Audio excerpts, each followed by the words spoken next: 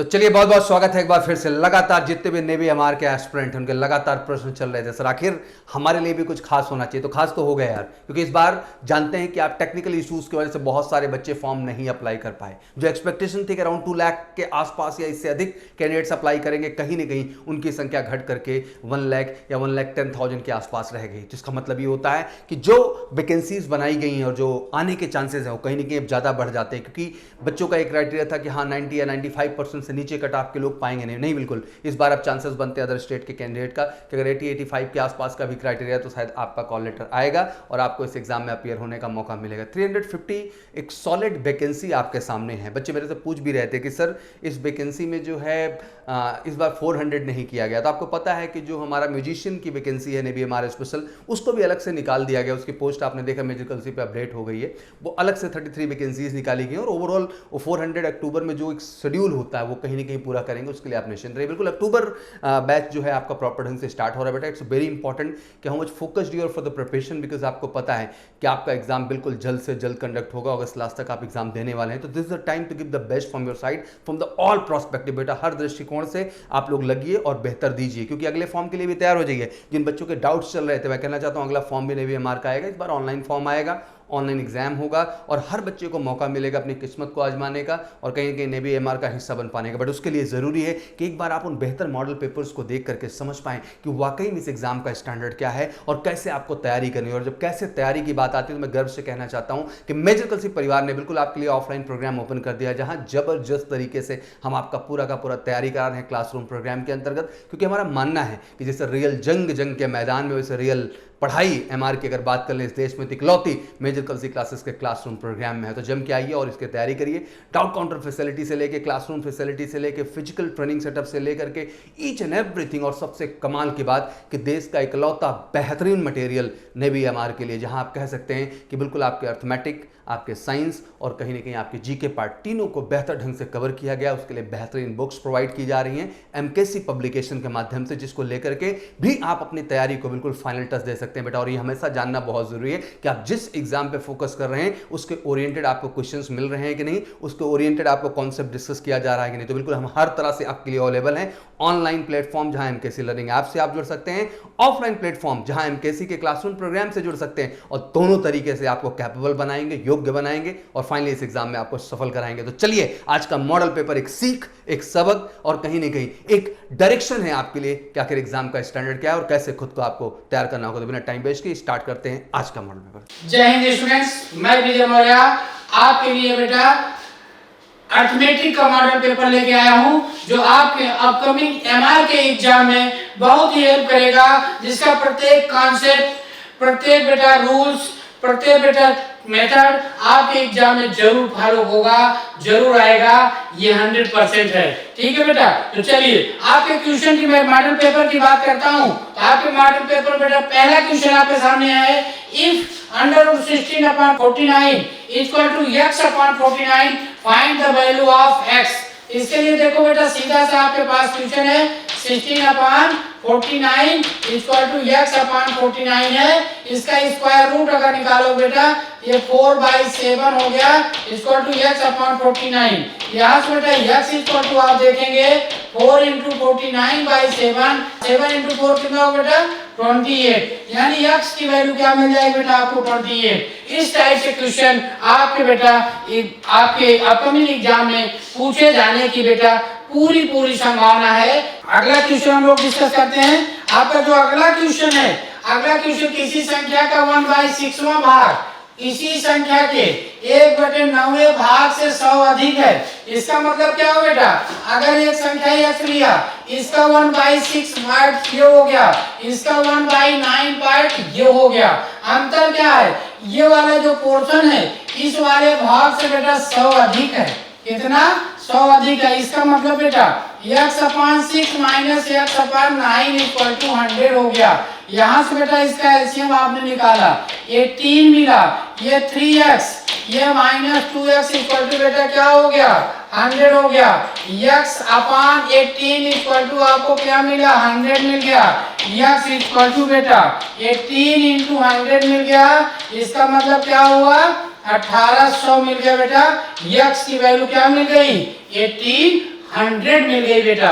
अगला क्वेश्चन देखो बेटा, ये है आपके सामने। यहाँ पर देखो बेटा क्वेश्चन क्या, 6 and 1/4 इंटू 25 प्लस 0.75 माइनस 3125 का मान क्या है बेटा। तो यहाँ देखो बेटा, जब आप इसको सिंप्लीफाई करते हैं, सरल करते हैं, तो इसका मान क्या हो जाता है, ये हो जाता है बेटा 25, क्या हो जाता है 25/4 हो गया, ये 0.25 हो गया बेटा। ठीक, यहाँ तक बात समझ गए। प्लस बेटा आपके पास 0.75 माइनस 0.3125 था। यहाँ से अगर सॉल्व करते बेटा तो देखो क्या मिल जाएगा। अगर इसको आप मल्टीप्लाई करते हैं, 25 में 25 करते हैं, 625 होता है। 2 पॉइंट डेसिमल यहाँ आप यूज करेंगे बेटा, अपॉन 4 कर देंगे, क्या हो गया बेटा 4 हो गया, प्लस 0.75 हो गया, इधर माइनस 0.3125 है ऑलरेडी। अब आप देखो बेटा, हम इसको सॉल्व कर लेते हैं, 1 हो जाता है, क्या हो जाता है बेटा 1 हो गया। अब आप देखिए इसको बेटा जब इसमें मल्टीप्लाई करेंगे 4 से, ये हो गया 6.25 प्लस 0.75 इंटू 4/4 हो गया। 75 चौका की बात अगर आप करते हैं बेटा क्या हो जाएगा, 75 चौके की बात आप करते हैं तो आपको मिलता है 300।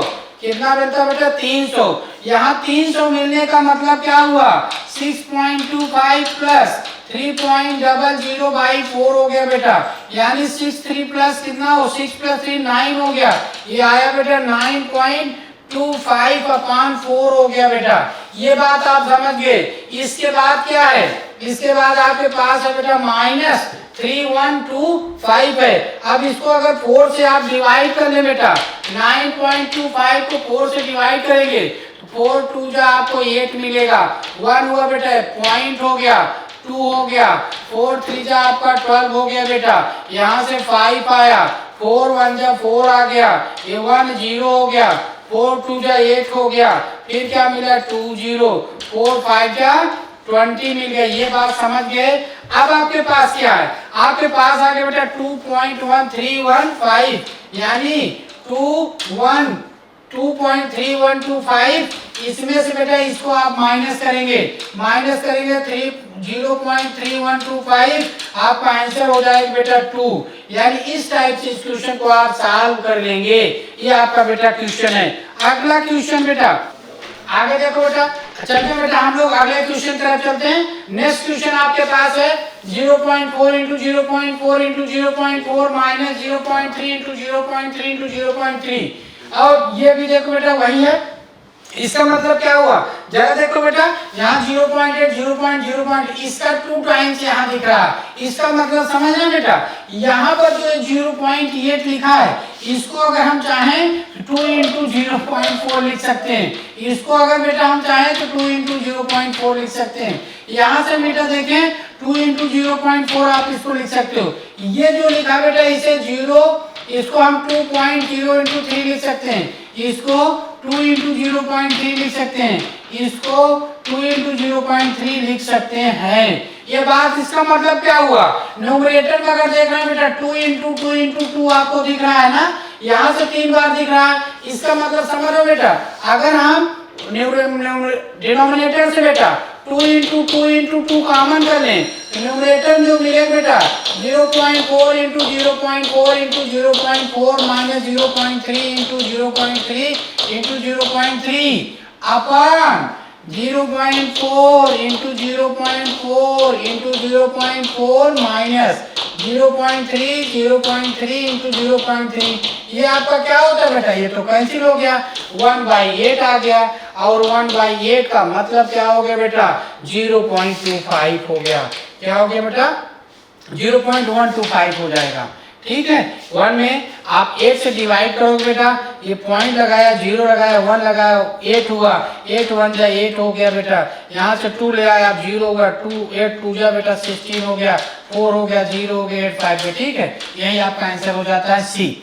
ठीक है बेटा, अगला क्वेश्चन देखते हैं। 3 ड्रम है बेटा, 3 ड्रमों में आप देख रहे हैं 36 लीटर, 45 लीटर और 72 लीटर तेल है। अगर एक बड़ा माप लिया जाए जिससे तेल को बेटा पूरी संख्या में कंप्लीटली आप मेजर कर सकें, तो उस मेजर करने वाले पात्र का कितने लीटर मैक्सिमम आ सकता है, यही निकालना है। ऐसे क्वेश्चन को लेके बेटा ध्यान रखना, ऐसे क्वेश्चन के लिए आप क्या करते हैं, एचसीएफ निकालते हैं बेटा। 36 का, 45 का और 72 का, कितना बेटा 36 और 45 और 72 का आप एचसीएफ निकालते हो, ठीक है बेटा। अब 36, 45 और 72 का जब आप बेटा एचसीएफ निकालोगे तो आपको क्वेश्चन सीधे सीधे आ जाएगा। यहाँ देखो बेटा आप क्या कर सकते हैं, अब आप एचसीएफ का कॉन्सेप्ट आप ही देख रहे हैं। 36, 45, 72 है, 9 से सभी कट जाएंगी, ना तो 7 से कटेगी, ना तो 5 से, ना 8 से, सीधे सीधे 9 से कट रही हैं। अगर 9 से कट रही हैं तो इसका एचसीएफ सीधे सीधे क्या हो गया, 9 हो गया। यानी बड़ा वाला जो बर्तन लेंगे जिससे सभी को मेजर करना है वो 9 लीटर का होगा। अगर 9 लीटर वाले से मेजर करेंगे 36 लीटर कंप्लीटली मेजर हो जाएगा, 45 लीटर हो जाएगा और 72 लीटर भी हो जाएगा। चलो बेटा अगले क्वेश्चन की बात करते हैं। 5 बच्चों की औसत आयु दी है बेटा कितना, 5 बच्चों की औसत आयु है 10 वर्ष। इसका मतलब है उन 5 बच्चों की टोटल आयु अगर आप निकालते 10 गुणे 5 कितना हो जाएगी बेटा, 50 हो जाएगी। क्या हो जाएगी, 50 हो जाएगी। अब उसमें से बेटा एक बच्चा चले जाने पर औसत 9 हो गया, कितना हो गया बेटा, 9 हो गया। इसका मतलब क्या हो गया, एक बच्चा चला गया, बच्चे कितने बचे, बच्चे बेटा कितने, 4, तो 9 गुणे 4 आपने किया कितना हो गया बेटा, 36। तो जो 36 है 50 था, एक चला गया, वो कितना हो गया बेटा, 14 ईयर्स। जो जाने वाले बच्चा है उसकी एज कितनी बेटा, 14 ईयर्स हो गई। आइए अगले क्वेश्चन पे चलते हैं बेटा। 15 मिनट का 1 घंटे के साथ अनुपात बताइए। अनुपात तब हम बता पाते हैं जब दोनों क्वांटिटी का मात्रक 1 होता है। इसका मतलब 15 मिनट तो मिनट में है बेटा, 1 घंटे का मतलब आप 60 मिनट की बात कर रहे हो। किसकी बात कर रहे हो, 60 मिनट की बात कर रहे हो। इसका मतलब 15 मिनट अपान बेटा 60 मिनट आप कर लेंगे। इसका क्या मिल जाएगा, कैंसिल हो जाएगा। 15 चौका 60, 1/4, 1:4 का हो गया। ऑप्शन सी इज राइट हो गया। नेक्स्ट क्वेश्चन की बात करते हैं। 600 विद्यार्थी में से 240 बालिकाएं हैं, तो बालिकाओं का प्रतिशत आपसे पूछा है बेटा। सीधे सीधे 600 में बेटा 240 है, तो परसेंटेज जब आपको निकालना है, परसेंटेज बालिका निकालना बेटा, तो बालिकाओं की संख्या अपॉन टोटल संख्या इंटू 100 आप कर लेते हैं। ये डबल जीरो कैंसिल हो गया बेटा, 24 हो गया, 0 हो गया, 40% इसका आंसर हो जाता है। नेक्स्ट क्वेश्चन की बात करते हैं बेटा। यहाँ पर क्या है, एक व्यक्ति है बेटा, 2 वस्तुएं में से प्रत्येक को बेटा 990 रुपए में बेचा। एक पर उसे 10% का लाभ और एक पर 10% का हानि, तो उसका पूछा है कि टोटल लाभ होगा या हानि। ऐसे क्वेश्चन को करने के लिए बेटा देखो याद रखना, इसके लिए सीधे सीधे एक ही वस्तु है, जो एक ही टाइप की 2 वस्तुएं हैं, दोनों की कास्टिंग सेम है, एक पर 10% का लाभ, एक पर 10% का हानि हो रही। अब ऐसे क्वेश्चन को करने का सीधा सा कॉन्सेप्ट बेटा x + y + xy/100 याद रखना। अगर फायदे के साथ है बेटा तो प्लस साइन लिखा जाता है, अगर घाटे के साथ है तो माइनस साइन लिखा जाता है, ये समझिएगा। हानि पर बेटा यहाँ से बेटा 10 - 10 प्लस 10 इंटू बेटा -10/100 आप करते हैं, ये तो सीधे सीधे कैंसिल होता है, ये डबल जीरो हो गया बेटा, यानी -1% आ जाएगा। -1 का परसेंट मतलब 1% का बेटा हानि होती है। क्या होती है, 1% की हानि। Option D is right. Question number 10 में पूछा गया है, कितने समय में 800 रुपए का ब्याज 4% से कितना हो जाएगा, 160 दिया है। सीधे सीधे फार्मूला बेटा SI बराबर बेटा PRT/100 आप कहते हैं। PRT कितना है, SI 160 है, P बेटा 800 रुपए, रेट 4%, समय आपको निकालना है, आपने 100 कर लिया, ये आपका कैंसिल हुआ। P = हो गया बेटा 160 अपान बेटा 8 × 4, ठीक है बेटा, 8 × 2 = 16, 24, 5 जा, यानी बेटा T = 5 ईयर आंसर आ गया। T = क्या हो गया, 5 ईयर हो गया। ये क्वेश्चन नंबर 10 हो गया बेटा, क्वेश्चन नंबर 10 हो गया। अगला क्वेश्चन देखते हैं बेटा। यदि किसी वृत्त की परिधि और क्षेत्रफल बराबर हो, क्या क्या बेटा, परिधि और क्षेत्रफल बराबर हो। अब आप देखिए ये आपका सर्कल है, ये है बेटा क्या, आपका क्या है, वृत्त की परिधि और क्षेत्रफल। सॉरी बेटा ये वृत्त है, तो आपको क्या बताना है, वृत्त की क्षेत्रफल और परिधि बराबर है। तो क्षेत्रफल अगर रेडियस r है बेटा, एरिया आप पाई आर स्क्वायर लिखते हैं, और सरफेस एरिया यानी क्षेत्रफल जो लिखते हैं बेटा, परिधि और 2 पाई आर है। ये परिधि 2 पाई आर और ये क्या बेटा, एरिया पाई आर स्क्वायर है। तो आपसे क्या पूछा गया है, उसका व्यास क्या होगा। तो क्या अगर बराबर है बेटा, तो पाई आर स्क्वायर बराबर 2 पाई आर आपने कर दिया, पाई पाई से कैंसिल बेटा, आर आर से कैंसिल, आर इक्वल टू क्या मिल गया, 2 मिल गया। व्यास जब आपसे पूछा है, व्यास इक्वल टू 2 इंटू आर होता बेटा, 2 इंटू 2 दैट इज 4, यानी जो उसका डायमीटर होगा बेटा वो 4 हो जाएगा। ठीक है, अगला क्वेश्चन देखते हैं बेटा, ये आपको रेडियन में बदलना है बेटा, 150 डिग्री को रेडियन में बदलना है।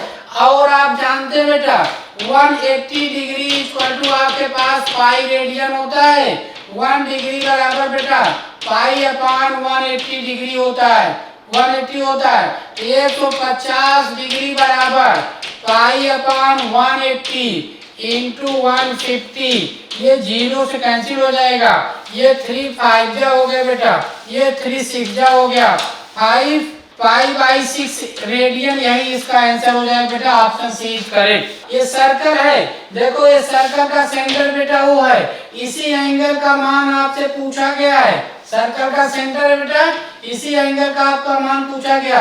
आप जानते हैं ये एंगल कितना है बेटा, 40। किसी भी डायामीटर, किसी भी बेटा रेखाखंड को द्वारा यानी किसी भी जीवा के द्वारा केंद्र पर बना कोण शेष परिधि पर बने हुए कोण का दुगुना होता है। इसका मतलब AOB का मान क्या हो जाएगा, 2 इंटू बेटा ACB हो जाएगा, यही 2 इंटू बेटा 40 डिग्री हो गया, यही आपका क्या हो गया, 80 डिग्री हो जाएगा।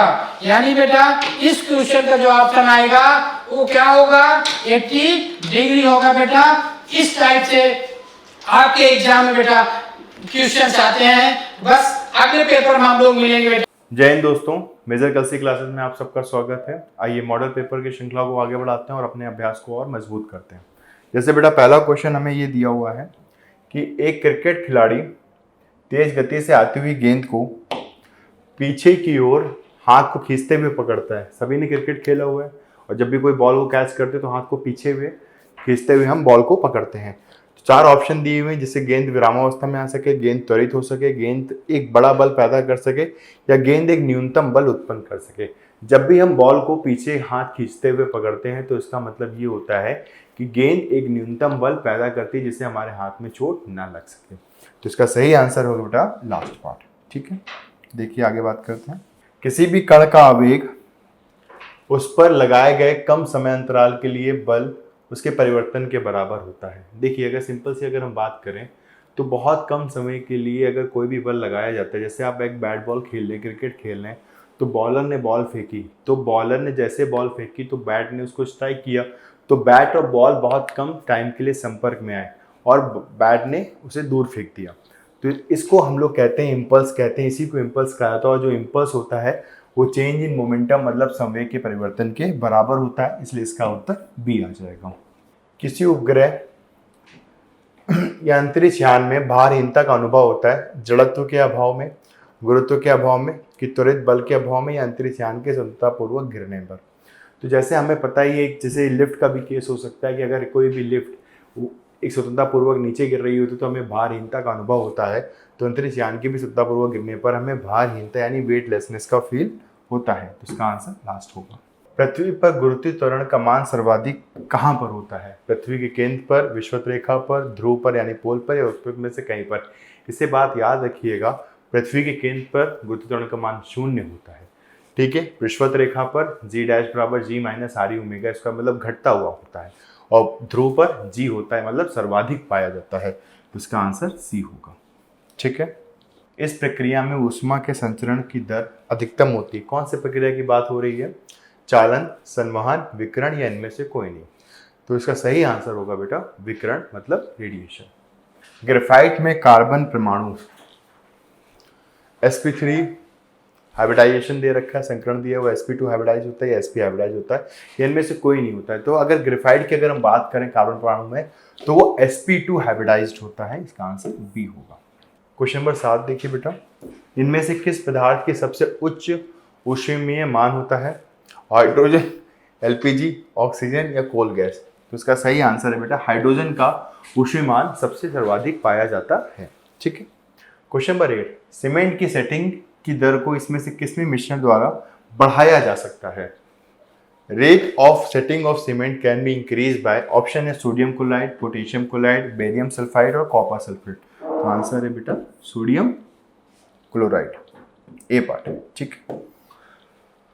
अगले प्रश्न पे चलते हैं, इनमें से कौन एक लुईस बेस की तरह नहीं है, लेविस बेस नहीं है? तो इसका सही आंसर है बेटा सिल्वर आयन, हमारा लेविस बेस नहीं है। एक धातु M है जिसका इलेक्ट्रॉनिक विन्यास यानी इलेक्ट्रॉनिक कॉन्फ़िगरेशन हमें 1s2, 2s2, 2p6 और 3s1 दिया हुआ है। तो इसमें से ऑक्साइड का सूत्र क्या होगा? What is the formula of its oxide? तो इसके देखिए एनपेड में इसमें 2 इलेक्ट्रॉन होते हैं ऑर्बिटल में, यहाँ पे सिर्फ एक मौजूद है, तो इसका सही आंसर होगा बी। और ऑक्सीजन में -2 होता है इसलिए M2O आंसर आएगा। ठीक है। वाष्पोत्सर्जन न्यूनतम होता है, ठीक है, उपयुक्त नमी युक्त मृदा में, उच्च वायु वेग की स्थिति में, शुष्क वातावरण में, उच्च वायुमंडलीय आर्द्रता की उपस्थिति में। ट्रांसपिरेशन इज लिस्ट की बात कर रहा है तो याद रखिएगा हाईएस्ट एटमॉस्फेरिक ह्यूमिडिटी में ऐसा पाया जाता है कि वाष्पोत्सर्जन न्यूनतम होता है, तो उच्च वायुमंडलीय आर्द्रता की स्थिति में होता है। प्रतिक्रिया अभिक्रिया नियंत्रित की जाती है। Reflex reaction is controlled by peripheral स्नायु तंत्र द्वारा, केंद्रीय स्नायु तंत्र द्वारा, स्वायत्त स्नायु तंत्र द्वारा, इनमें से कोई नहीं। तो प्रतिक्रियात्मक अभिक्रिया को नियंत्रित किया जाता है बेटा केंद्रीय स्नायु तंत्र द्वारा। ठीक है। क्वेश्चन नंबर 13 देखिए, जलीय जीवों का कंकाल धरती पर निवास करने वाले जीवों की अपेक्षा कम भारी होता है। ऐसा क्यों होता है? जल के उत्प्लावन बल के कारण, जल के दबाव के कारण, भूधारी जीवों के कारण या भूधारी जीवों के आदि उपस्थिति होने के कारण। ठीक है। तो बात याद रखिएगा कि जलीय जीवों का जो कंकाल होता है वो किस स्थिति में जीवों की अपेक्षा कम होता है? वो जल के दबाव के कारण ऐसा होता है। BCG का टीका किस रोग की रोकथाम के लिए करता है? तो कॉलरा, तपेदिक, हेपेटाइटिस के HIV। इसका सही आंसर है बेटा तपेदिक। ठीक है। BCG का टीका तपेदिक की रोकथाम के लिए लगाया जाता है। शिरा धमनी से भिन्नता रखती है। 4 ऑप्शन दिए गए हमें। इनका व्यास पतला होता है, इनमें सशक्त मांसल भित्ति होती है, इसकी बाह्य आकृति इसकी चित्तदार भित्ति कारण काली नजर आती है और इनमें रक्त के प्रभाव की दिशा नियंत्रित करने हेतु वॉल्व होते हैं। तो शिरा धमनी से भिन्नता इसलिए होता है बेटा क्योंकि जो रक्त के प्रभाव की दिशा नियंत्रित करने हेतु इसमें क्या उपस्थित होते हैं? वॉल्व उपस्थित होते हैं। इसका आंसर लास्ट पार्ट होगा। ठीक है। तो हम आशा करते हैं कि मॉडल पेपर आपके लिए बहुत लाभदायी होगा। धन्यवाद। A very good evening to everyone. You're most welcome at the Major Kalsi classes. This is Abhishek Dwivedi और GS फैकल्टी। जैसा कि आप जानते हैं बैक टू बैक मेजर कलसी परिवार आपके लिए सैंपल पेपर्स लेकर के आ रहा है ईच एंड एवरी एग्जाम्स के पॉइंट ऑफ व्यू से।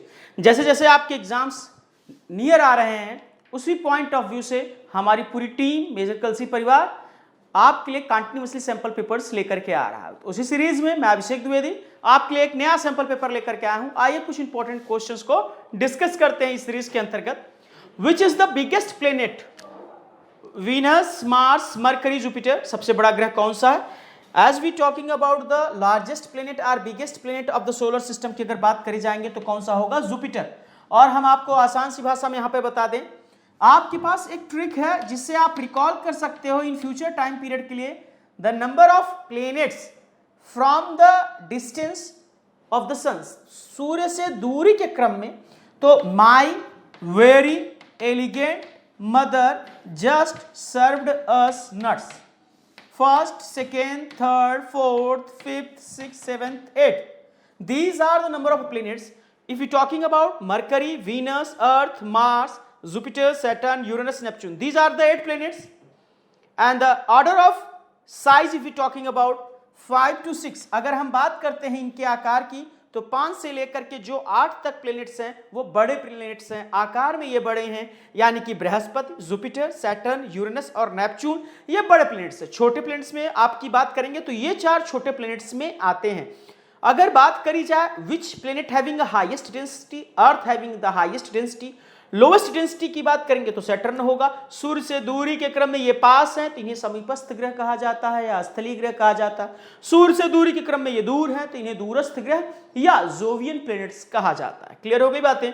Now we are moving to the next question. We talking about the next question. Here the question number 2.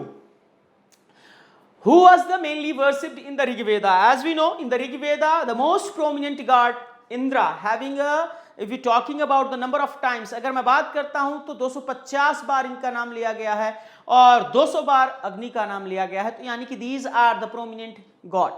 ठीक है, तो ऋग्वेद में किसकी पूजा होती थी? किसकी पूजा होती थी? was a mainly worshipped, मतलब किसकी मेनली पूजा होती थी? वो थे कौन? Indra.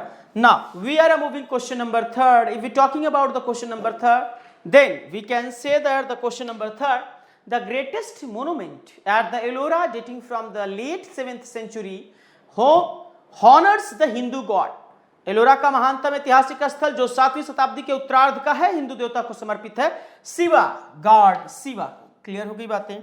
Now we are moving question number 4. In which year was the Indian National Congress founded? In which year Indian National Congress was the founded? If we talking about the 1885, 1885. If we talking about the INC, it means it was established in year of 1885. Where, from which place? At the place Bombay. And which place? Talking about Tejpal, Gokuldas Tejpal Sanskrit Mahavidyalaya. And previously INC named as the Indian National Union. It was established in the year of 1884 and the union word replaced by the C. INC means Congress. This word derived from the USA. Clear to everyone? And the founder of the INC was the Ellen Acton Hume, resident of the Scotland. Now we are moving question number 5. If we talking about the question number 5, this is the related to the national highway.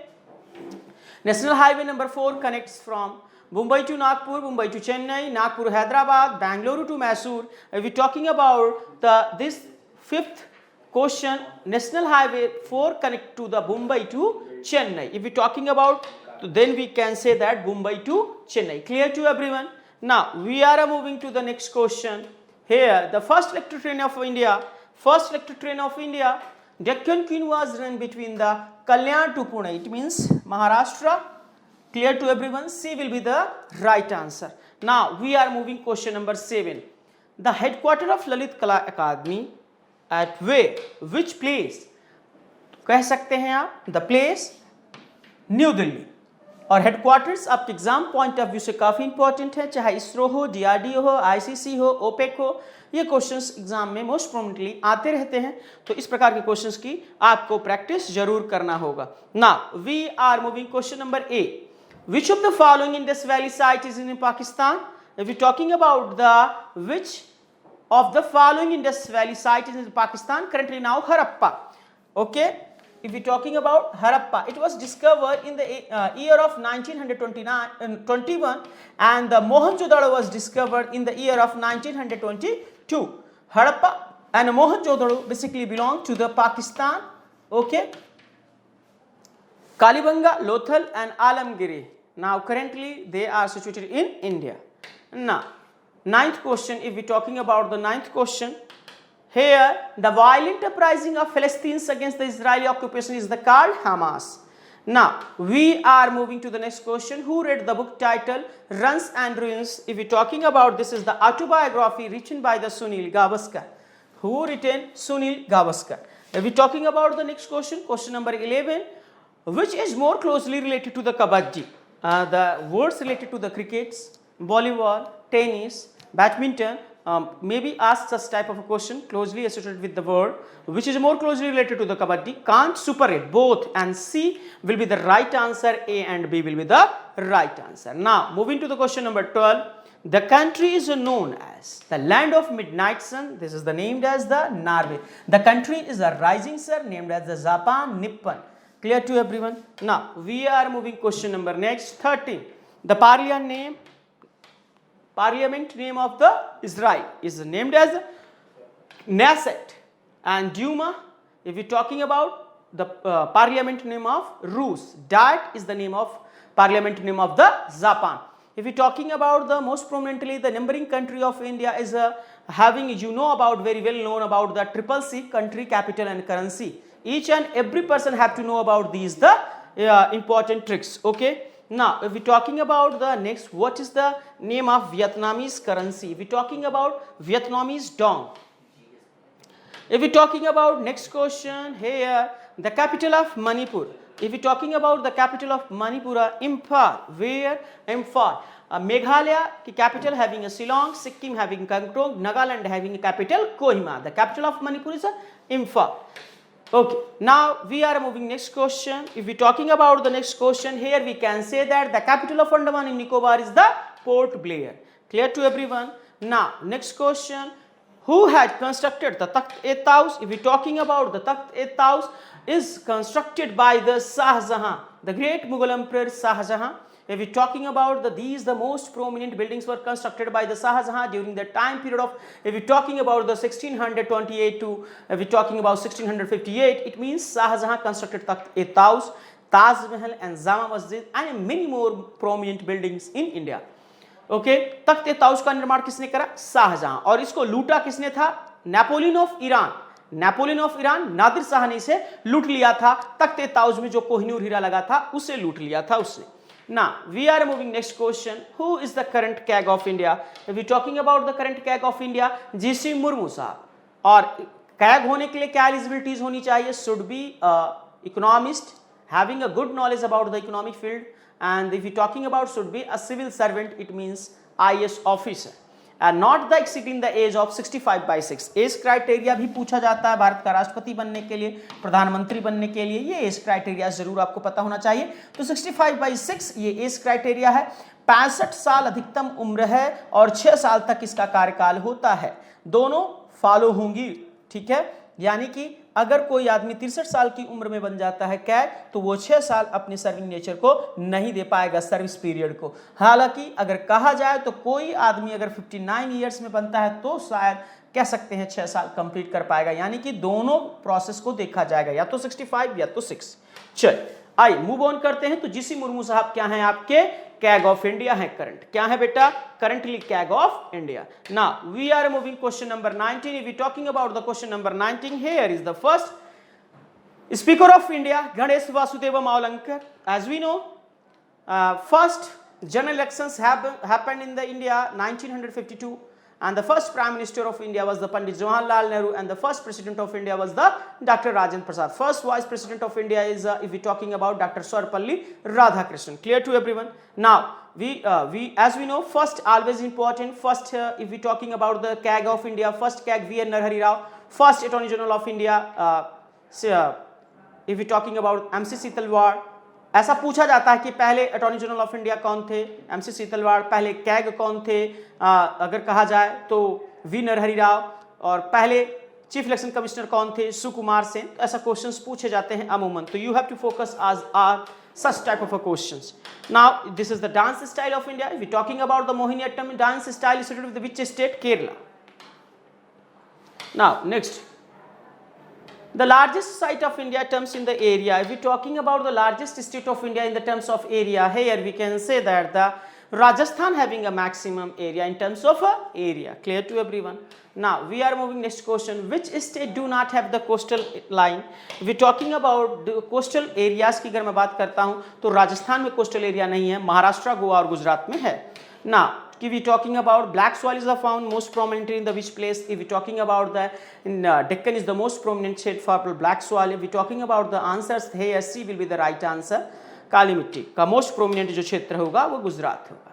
ना Nepa is the Nepa Nagar is related to the MP Madhya Pradesh for which? Paper mill के लिए। किसके लिए popular है बेटा? Paper mill के लिए। Clear to everyone?